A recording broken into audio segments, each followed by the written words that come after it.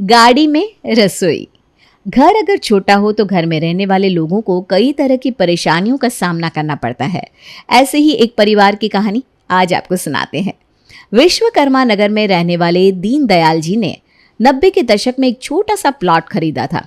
सीमित संसाधन होने के कारण उस छोटे से प्लॉट में उन्होंने 2 कमरे और एक हॉल बनवाए। इससे पहले कि दीनदयाल जी रसोई बनवा पाते, एक रोज उनके घर में चोरी हो जाती है और मकान बनवाने के लिए रखा हुआ सारा रुपया चोरी हो जाता है। अब दीनदयाल जी की जेब एकदम खाली हो चुकी थी, जिसके कारण वो बहुत परेशान थे। देखिए जी, आप क्यों परेशान होते हैं? आपने यही सोचा था ना कि पीछे आंगन की तरफ खुले में रसोई बनाएंगे। बाकी 2 कमरे में टॉयलेट बाथरूम सब तैयार तो हो ही चुका है, फिर चिंता की क्या बात है? देखिए, हम सब लोग ना एक कमरे में गुजारा कर लिया करेंगे, और ये जो पीछे वाला कमरा है इसको मैं रसोई की तरह इस्तेमाल कर लूँगी। मुझे इस बात से कोई परेशानी नहीं है। अरे भाग्यवान, ऐसे थोड़े ना घर की औरतों को लक्ष्मी कहा जाता है। तुमने तो जैसे मेरी सारी समस्या ही दूर कर दी, वरना ये बात सोच सोच कर मुझे रातों को नींद नहीं आ रही थी कि अब अचानक रुपयों का इंतज़ाम मैं कैसे करूँगा। बड़ी मुश्किल से तो कुछ पैसे जमा करके ये मकान बनवाना शुरू किया था, लेकिन देखो ईश्वर की मार, जो थोड़ा बहुत पैसा था वो भी चोरी हो गया। महंगाई का ज़माना है, ऊपर से 2 बच्चों की पढ़ाई लिखाई स्कूल सब खर्च निकालने के बाद हाथ में बचता ही क्या है। मैंने कहा ना जी, आप बिल्कुल निश्चिंत हो जाइए। अरे जब मुझे कमरे में रसोई बनाने से दिक्कत नहीं है तो आप क्यों परेशान हो रहे हैं? हाँ? दीनदयाल की पत्नी शांति के कहने पर दीनदयाल थोड़ा चिंता मुक्त हो जाते हैं और 2 कमरे के मकान में से आगे का एक कमरा वो लोग अपने रहने के लिए इस्तेमाल करते हैं और पीछे के कमरे को रसोई बना लेते हैं। लेकिन भगवान जाने दीनदयाल जी के मकान पर किसकी नज़र लगी कि साल के बाद साल बीतता गया, लेकिन उनके मकान की रसोई कभी बन ही नहीं पाई। और शांति देवी को भी मानो अब कमरे को ही रसोई बनाकर इस्तेमाल करने की आदत हो गई थी। धीरे धीरे समय बीतने लगा और 20 साल का लंबा समय इसी तरह गुजर गया। देखो भाग्यवान, बड़े बेटे हानि की अब शादी की उम्र हो गई है। मैं तो कहता हूँ अब लड़कियाँ देखनी शुरू कर दो। अरे भाई, समय से शादी ब्याह का काम हो जाए ना तो वही सही रहता है।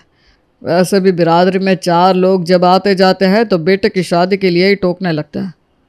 मेरे मन में तो खुद यही बात चल रही थी कि अब हमें हानि की शादी के लिए कोई लड़की देख लेनी चाहिए। दीनदयाल और शांति हानि के लिए लड़कियां दिखना शुरू करते हैं और एक एक करके लड़की वाले अब घर पर आकर रिश्ते की बात करने लगते हैं। अरे मम्मी, एक बात बताओ, भैया के रिश्ते के लिए लड़कियां देखना आपने शुरू तो कर दी, लेकिन ये बताओ कि शादी के बाद भाभी को रखोगी कहाँ? घर में जगह ही कहाँ है? और पापा को देख लो, पापा ने तो सारी उम्र निकाल दी ये कहते हुए कि अब रसोई बनेगी तब रसोई बनेगी। यही सुनते सुनते बड़े हो गए हम, लेकिन रसोई आज तक नहीं बन पाई। अरे तुम 2 लड़कों को पढ़ा लिखा कर बड़ा कर दिया, ये क्या कम है? और तुम्हारे बाप के कोई गोदाम नहीं है जहाँ से भर भर के पैसा आता रहे। नौकरी वाले इंसान है भाई, किसी तरह घर गृहस्थी चलाकर तुम लोगों को बड़ा कर दिया, इतना ही बहुत है। और बिना रसोई ऐसा तो नहीं है ना कि इतने सालों से तुमने खाना नहीं खाया। तुम्हारी माँ काम चला रही है ना उस कमरे से। और ये बताओ कि आखिर समस्या क्या है उस कमरे को रसोई की तरह इस्तेमाल करने में? बल्कि सुविधा ही तो होती है शांति को। छोटे छोटे माचिस के डिब्बों जैसी रसोइयों में काम करने में औरतों को कितनी असुविधा होती है, तुम जानते भी हो। अरे पापा, आप तो मेरे पीछे हाथ धोकर पड़ गए। मेरे कहने का मतलब ये नहीं था।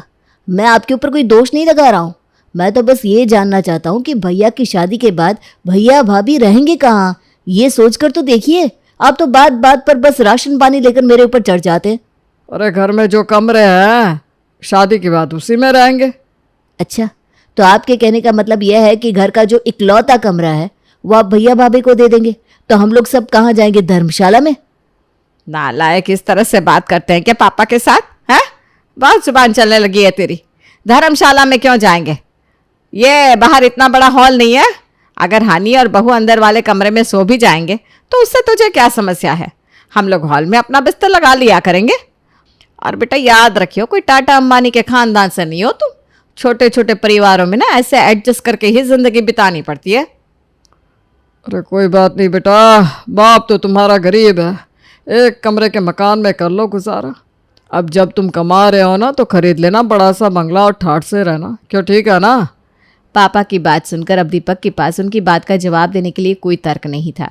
उसे पता था अगर उसने कुछ भी बोला तो बात हाथ से बाहर निकल जाएगी। चलो ठीक है, जैसा आप लोगों को ठीक लगे। मुझे इससे क्या समस्या हो सकती है? जैसा कि दीनदयाल और शांति ने सोचा था, ठीक उसी तरह शादी के बाद बड़े बेटे हानि की दुल्हन शिवानी उनके घर के इकलौते कमरे में आकर रहने लगती है।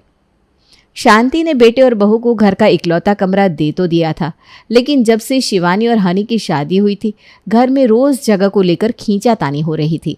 कोई मेहमान आ जाता तो हालत इतनी बेकार हो जाती कि कुछ लोगों को तो बेटे बहू के कमरे में ही जमीन पर बिस्तर लगाकर सोना पड़ जाता। मिडिल क्लास फैमिली में लोगों को इन छोटे मोटे कष्ट को सहने की आदत होती है, क्योंकि नया मकान लेने के लिए लाखों रुपए की ज़रूरत पड़ती है और मिडिल क्लास लोग तो अपनी मेहनत की कमाई से अपना घर चला ले उतना ही बहुत है। मकान खरीदने के बारे में सोचना तो वैसे भी बहुत ही मुश्किल काम होता है उनके लिए।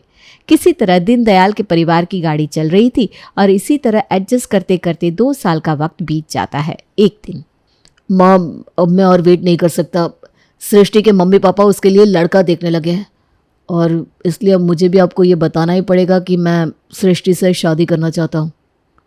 अरे बेटा, अभी तो तेरे बड़े भाई की शादी की है हम लोगों ने, अब ऐसे अचानक से तेरी शादी कैसे हो पाएगी? ये क्या बात है माँ? और 1 ही साल का तो अंतर है मुझ में और भैया में। भैया की शादी की तो आप लोगों को बड़ी चिंता थी, अब मैं अपनी शादी के लिए खुद बात कर रहा हूँ तो भी आपको मेरी बात अच्छी नहीं लग रही। और वैसे भी मुझे भी कोई इतनी जल्दी शादी करने का शौक नहीं था, लेकिन सच बात यह है कि सृष्टि के माँ बाप अब ज़्यादा दिन वेट नहीं कर पाएंगे और अगर इस समय मैंने शादी नहीं की ना तो सृष्टि किसी और के साथ शादी करके चली जाएगी और ये बात मैं कतई बर्दाश्त नहीं कर सकता। अरे बेटा, शादी शादी तो तू कर रहा है, अभी तो तेरी तनख्वाह भी बहुत कम है, घर कैसे चलेगा इतने कम पैसों में? अरे माँ, जैसे आज तक चल रहा था वैसे ही आगे ही चल जाएगा। ऐसा तो है नहीं कि मेरी शादी के बाद जो बहू घर में आएगी वो सोने के बिस्कुट खाना शुरू कर देगी जिससे हमारे घर में कंगाली आ जाएगी। दीपक किसी भी बात को सुनने के लिए तैयार ही नहीं था।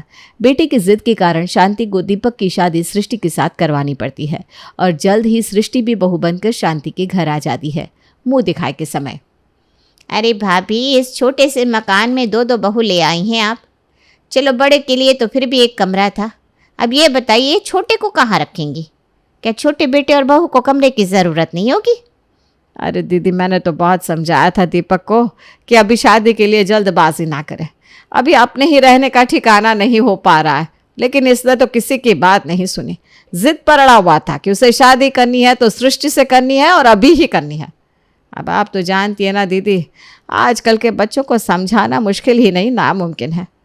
हम भी क्या करते भाई, कर दी हमने शादी। अगर इस सृष्टि की शादी कहीं और हो जाती तो हम तो जीवन भर के लिए बुरे बन जाते ना। अब शादी करके लाया है तो अपना समझेगा कि इसको बहू को कहाँ रखना है कहाँ नहीं। घर में 2 कमरे हैं, एक कमरा भाभी के पास है, दूसरा कमरा मैं रख लेता हूँ। अरे कौन सा दूसरे कमरे की बात कर रहा है तू? अरे वही कमरा माँ जिसे 20 सालों से आपने रसोई बना रखा है। बस बहुत हो गया, अब कमरा खाली करो, उस कमरे में मैं और सृष्टि रहेंगे और आप दोनों हॉल में एडजस्ट हो जाओ। बस हो गई प्रॉब्लम सॉल्व। रसोई खाली करवा के बेडरूम बनाएगा और खाने की जगह क्या पत्थर फांक कर काम चलाएगा? अरे माँ, रसोई के लिए एक कमरा पूरा खराब करने की क्या जरूरत है? एक गैस चूल्हा ही तो रखना है ना, उसमें क्या है, हॉल में रख लिया करेंगे। अच्छा बेटा, तू बहुत समझदार है। रसोई को तू बेडरूम बना लेगा और हॉल में गैस का चूल्हा रखवा लेगा, तो हम कहाँ जाएंगे? सड़क पर? इतना बड़ा हॉल है हमारा, ऐसा किसने कहा कि आप सड़क पर जाओगी? अरे यहीं एक कोने में गैस का चूल्हा लगा लेंगे और आप अगर थोड़ा सा एडजस्ट कर लोगी तो क्या बिगड़ जाएगा। खैर, शांति देवी जानती थी कि बेटा जो कह रहा है उसके अलावा और कोई चारा भी तो नहीं है, इसलिए वो अपनी रसोई की कुर्बानी देने के लिए तैयार हो जाती है। अगले ही दिन रसोई का सारा सामान हॉल में शिफ्ट कर दिया जाता है और रसोई को डेंटिंग पेंटिंग करके फिर से एक बेडरूम की शक्ल दी जाती है। 2 दिन बाद, तुम्हारे इस किचन से पूरा दिन मेरे सर पर सीटी बजती रहती है, 2 घड़ी चैन से लेट नहीं सकते इस कमरे में। ऊपर से गैस जलने के कारण कमरा इतना गर्म हो जाता है कि यहाँ बैठना ही दुश्वार होता जा रहा है मेरा तो। कल तुम्हारे पापा से मिलने के लिए पड़ोस वाले शर्मा जी आए थे, अरे 10 मिनट नहीं बैठ पाए इस कमरे में। कहने लगे, भाभी जी आप तो दाल पका लो या हम यहाँ बैठकर बात कर लेते हैं। जैसे ही बात करने के लिए मुंह खोलो तुरंत आपका कुकर सीटी देने लगता है। उठकर चले गए बेचारे, कितनी बेइज्जती हुई क्या बताएं।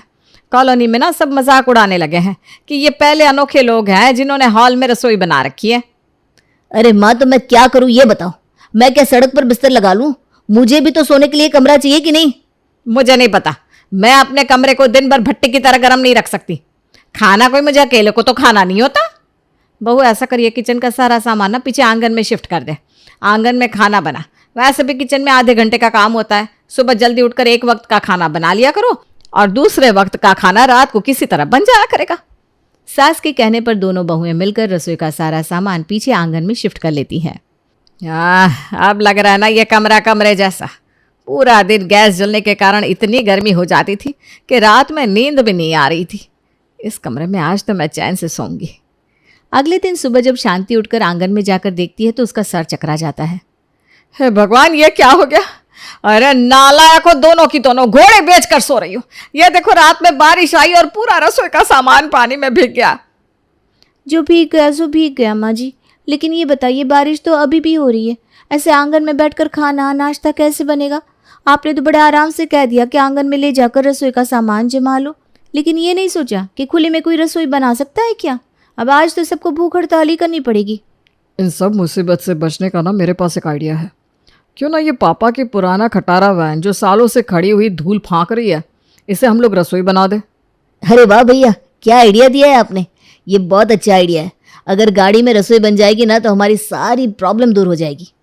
अरे चुप करो नालायकों, अपनी मेहनत की कमाई से खरीदी थी मैंने ये गाड़ी, और कोई ख़राब नहीं है, अच्छी खासी चलती हुई गाड़ी है। भूलो मत, आज तक इस गाड़ी की बदौलत मज़े ले रहे हो ज़िंदगी के, वरना धूप में धक्के खाने पड़ते तब पता चलता। अरे पापा, आपको तो पता है आज के ज़माने में अब इतने पुराने मॉडल की गाड़ी कौन इस्तेमाल करता है। और आप फिक्र मत करो, अब आपके दोनों बेटे कमाने लगे हैं, बस थोड़ा समय इंतज़ार करो, फिर एक नई गाड़ी खरीदेंगे। फिलहाल तो ये रसोई की समस्या सुलझाओ। खाना खाना ज़्यादा ज़रूरी है या गाड़ी में बैठकर घूमना? और वैसे भी पापा, आगे की ड्राइवर सीट तो खाली रहेगी। सुबह जल्दी खाना बनाकर गैस का सिलेंडर वगैरह गाड़ी से हम लोग बाहर निकाल लिया करेंगे।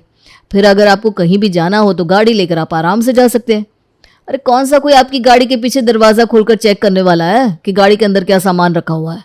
अरे चलती फिरती रसोई हो जाएगी और क्या। वैसे भी आप ही तो समझाते आ रहे हैं ना, मिडिल क्लास आदमी को एडजस्टमेंट करके चलना पड़ता है, तो थोड़ा सा एडजस्टमेंट आप भी कर लो ना पापा। जल्द ही दोनों बेटे मिलकर दीनदयाल जी की प्राण प्यारी गाड़ी को रसोई बना देते हैं। ये क्या देख रहे हैं हम? भाई साहब की गाड़ी को रसोई बना लिया है आप लोगों ने। 3 दिन से देख रही हूँ दोनों बहुएं गाड़ी में खाना बनाती हैं। ये लो, अब इस महारानी को पता लग गया ना, पूरी कॉलोनी में ढोल बजा देगी।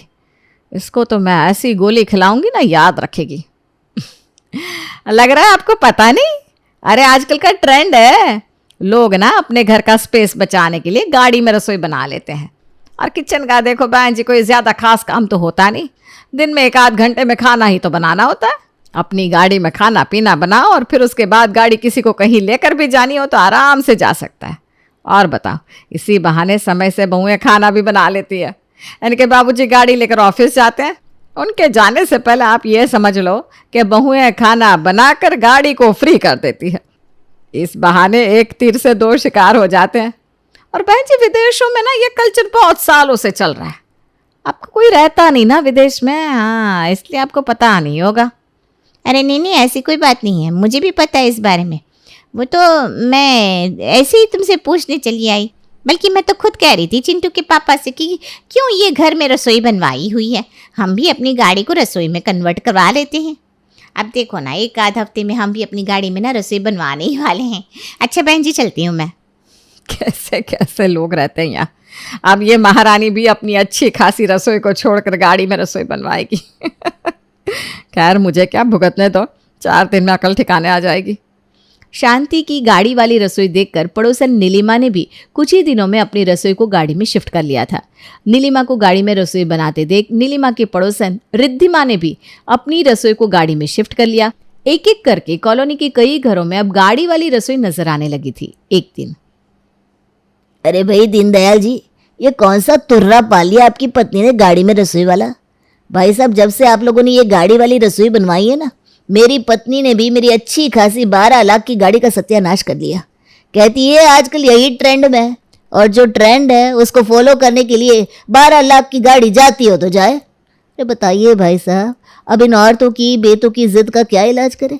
अरे मैं तो कहता हूँ आग लगे ऐसे ट्रेंड को। जब घर में अच्छी खासी रसोई बनी हुई है तो क्या ज़रूरत है ये गाड़ी में रसोई बनाने की, बताइए तो। अरे भाई साहब, कैसे बात कर रहे हैं आप? किसने कह दिया आपसे कि गाड़ी में रसोई बनवाने का कोई ट्रेंड चल रहा है?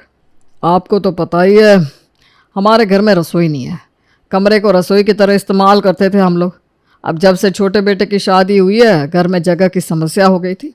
छोटे बेटे ने किचन वाला कमरा ले लिया तो घर में रसोई के लिए जगह ही नहीं बची। झक मार के हमको अपनी गाड़ी में रसोई बनानी पड़ी। चलिए हमारी तो मजबूरी थी, समझ में आता है, लेकिन आप लोगों ने क्या सोचकर अपनी गाड़ी को रसोई में बदल लिया, मैं तो ये नहीं समझ पा रहा हूँ। दीनदयाल की बात सुनकर अब तो शर्मा जी अपना सर पीट लेते हैं। अरे भाई साहब, मेहरबानी करके आप हमसे ले लीजिए 50-60 हज़ार रुपये उधार। जब आपके पास हो तब लौटा दीजिएगा, लेकिन अपने घर में रसोई बनवाइए और ये गाड़ी की रसोई का कलेश खत्म करिए, वरना अपनी गाड़ी की दुर्गति होते देख बीपी बढ़ाकर एक दिन हम ज़रूर भगवान को प्यारे हो जाएंगे। शर्मा जी की बात को दीनदयाल जी बहुत सीरियसली लेते हैं और जल्दी अपने घर के आंगन में एक सुंदर सी रसोई बनवा लेते हैं, जिसके कारण ये गाड़ी वाली रसोई का ट्रेंड खत्म हो जाता है और देखा देखी कॉलोनी में भी सभी लोग गाड़ी को रसोई में बदलना बंद कर देते हैं।